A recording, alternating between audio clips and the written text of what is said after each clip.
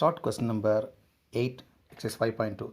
An AP consists of 50 times, of which third time is 12 and the last time is 106. Find the 29th time.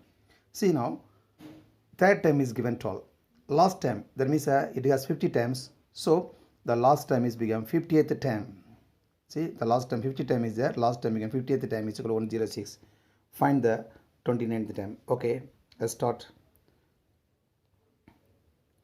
So A3 is given, third time is given, it's 12, last time is given into, last time 50th time is 106, A29 question mark now. A3 equal 12, right, third time is 12. A3 means A plus 3 minus 1D equal 12, that means A plus n minus 1D, 3 minus 1 is become 2, 2D equal 12, equation 1. Okay, the second one, A50 equal to 106, right, so A50 minus 1D equal to 106, 50 minus 1, 49D equal to 106. Okay, now that from the two equations we can find A and D value, subtracting equation 1 from 2.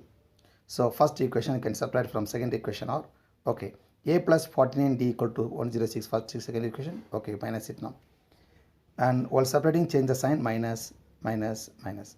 A and A will be cancelled. 49D minus 2D equal to 47D. Clear? Right. 106 minus 12 is 94.